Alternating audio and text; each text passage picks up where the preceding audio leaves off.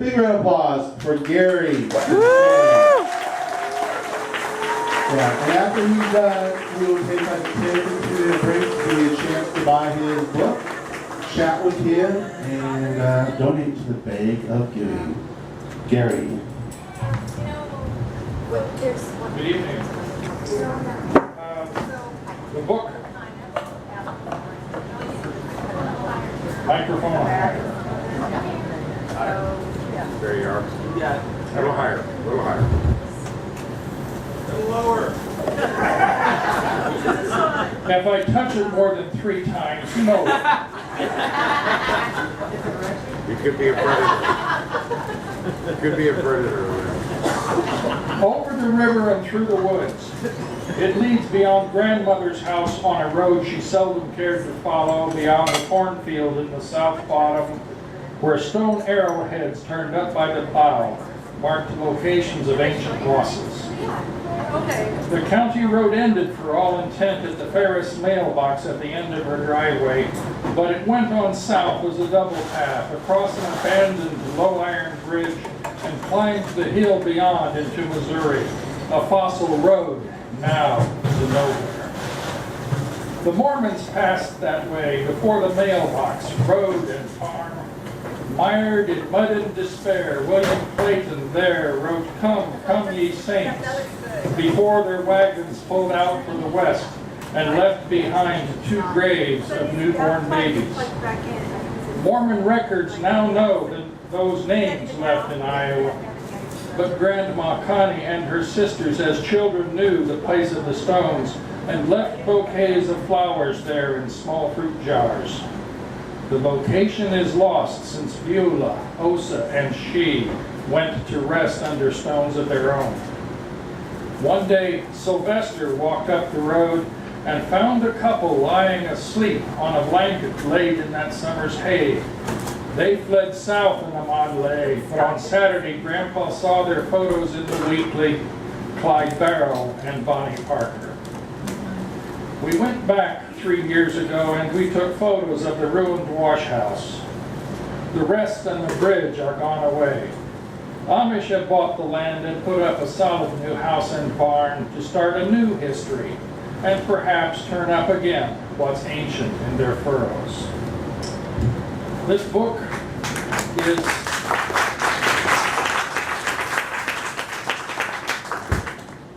my memory, some of my memories about growing up in Iowa and eventually going back. And when I went back, I found work for a couple of years as a substitute teacher in my home high school. They never had a real vacancy come up, so I was always a sub. But as the principal said, I was one-stop shop. I taught everything but speech and drama. One day I even conducted the band, if you can believe it.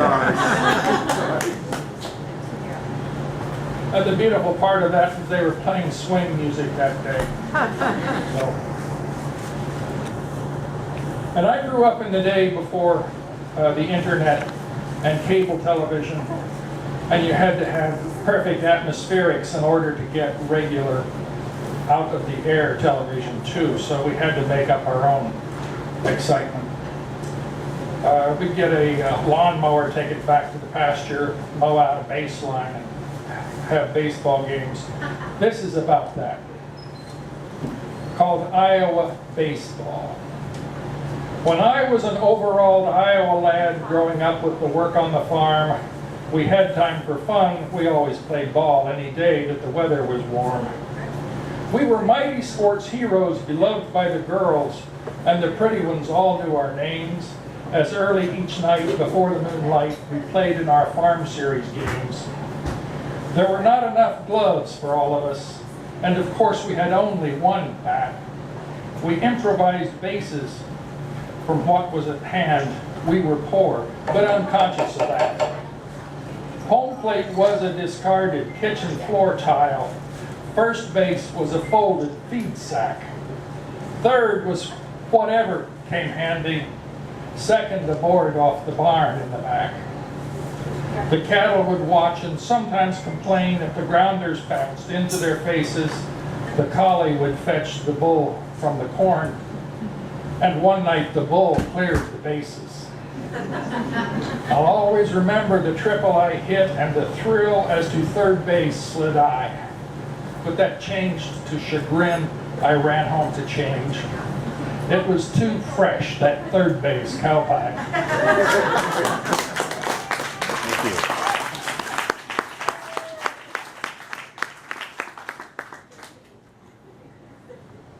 This is called Summer Treat Recipe. My mama taught me the finest thing this side of hot popcorn starts with a big gob of butter in a hot iron skillet. When it begins to sizzle, stir in a pint of Cheerios that just came out of a box so new that it sighs when scissors cut the inner bag. Stir those Oreos well so that they don't burn. When they've just begun to brown, salt lightly and pour them into tuna cans washed clean. Yep. Eat them then with a spoon outside in the afternoon in a summer porch swing.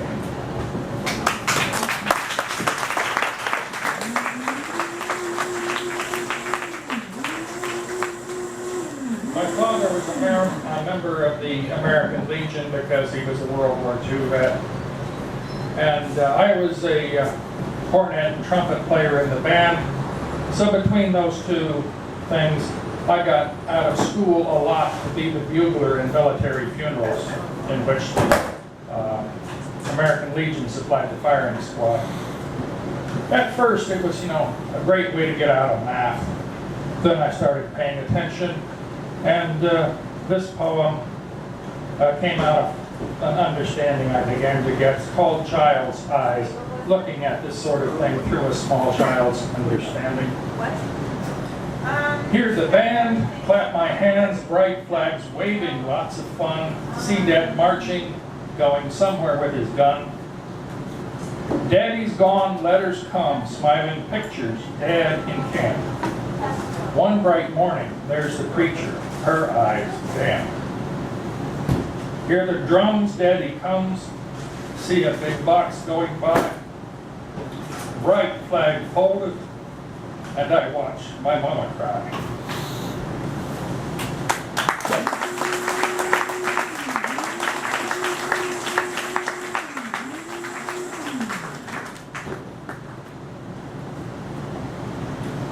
This one is called Sinking of the Chris Pratt, and it's not a metaphor for real life, honest. I once had a plastic model boat, a Chris Pratt cabin cruiser that sailed in the Bath. It had a tiny hole beside the keel near the stern. Water slowly entered the hull as it floated, rocking among the bubbles from the soap. The cruiser nodded gently in shallows over the reefs of my shin and bumped the shoals of my knees as I watched through half-closed lids and lashes, obscuring the near horizons of the porcelain tub. Very slowly, bathwater entered. The hull settled lower while plastic people reclined on plastic seats in the cockpit and stern. When the portholes of the cabin reached the surface, the sea held itself outside for a bit, until the meniscus of the water's edge was breached. I watched the tiny surface bubbles sucked inside, while passengers above paid no mind. Bubbles entered faster until the water itself showed that inward flow, and steadily still, the craft sank lower. Then water passed in over the stern, filled the well of the rear deck, and moved through the windows faster still. Water climbed until, with a general shift, the underside of the top deck touched the water's surface. Brief hesitation, a plunge, and it was gone. I watched through eyes asquint, heard plastic people scream once. Woo!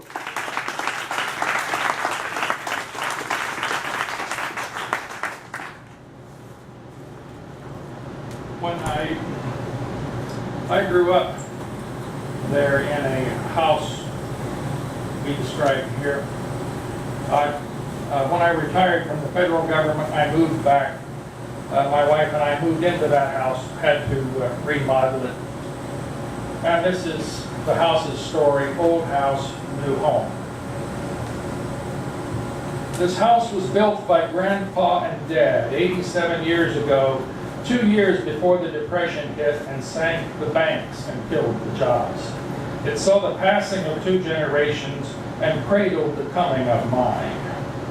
Though undermined by the mines, it stood within the settling earth, its walls just barely cracking like the wrinkles on my father's face. In all ways, my father, Grandpa, and the house stood strong. Mother wanted new, so when I was a boy of 12 years, we moved across the gravel drive into a new-built home before a succession of renters lived here. The last of them are gone now, and the call of roots brings me home. My love and I live here now, within these new painted walls. We track plaster dust across these weathered floors of yellow pine.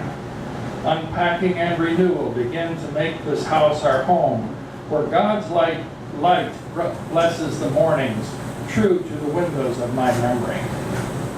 I puzzle in the dark to find new switches, to light my way to let the dogs out when their 4-hour bladders match the increasing demands of my own. Urban noise does not intrude into stillness of the deeper nights, when brighter stars diamond dust the sky, and the crescent moon is still so bright it overflows my eyes. Homecoming.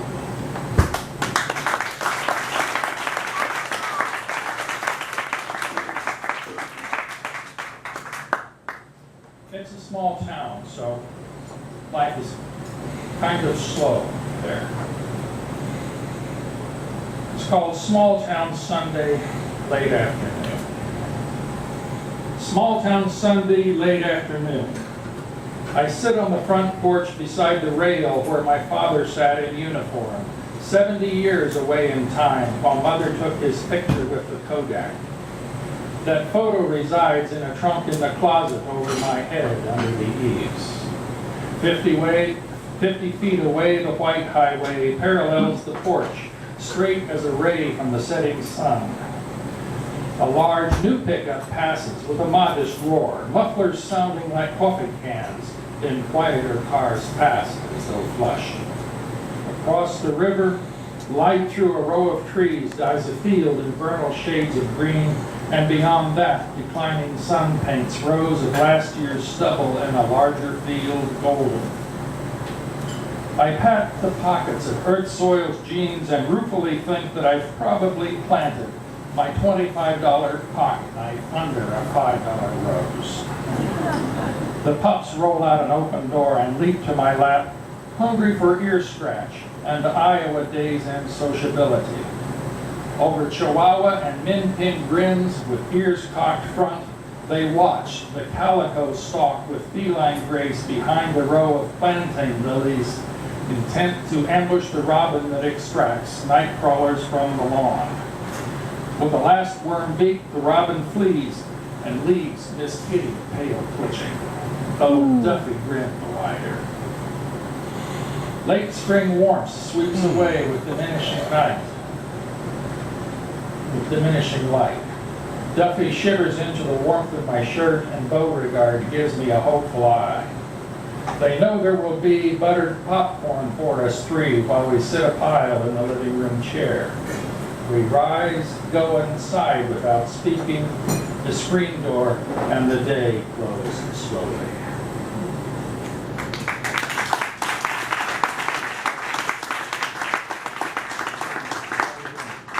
You got another 15 minutes if you want. Now, the weather in Iowa is changing all the time, and the Iowa thunderstorms are rather famous. We're at the upper end of Tornado Alley. And I recall one day when I was in the 8th grade, I saw 5 twisters simultaneously hanging out of the same cloud over Missouri. We were down in the bottom tier of counties, 6 miles from the Missouri line.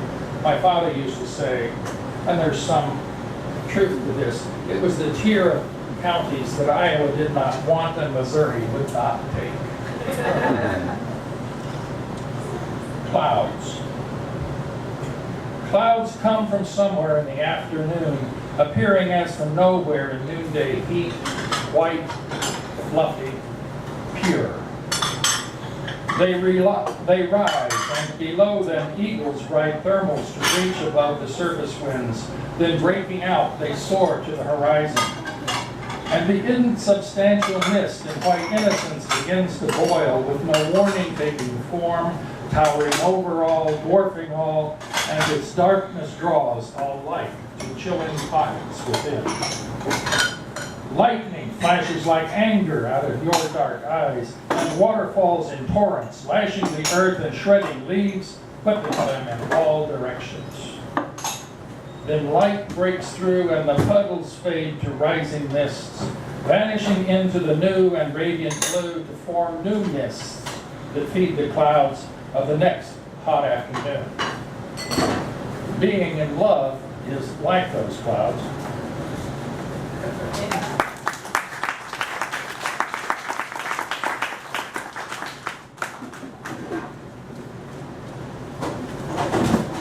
As I said, I was married when I went there. I was on the way to divorce when I left. There are 2 poems about that marriage, the beginning and the end. The first is Electricity. When I was in the 7th grade, Elaine Ellenberg pressed against me, just her shoulder touching mine. But she gave meaning to the word electricity. For 30 years, her definition endured. Until on that bus, when you held my hand and you showed me that Elaine's blouse was thin and I was fairly cold. And then there was the end of it. The day she left and our lives took that fork, she tore out my heart, left nothing to say. While traveling on the road to New York, she buried it deep in an unmarked grave.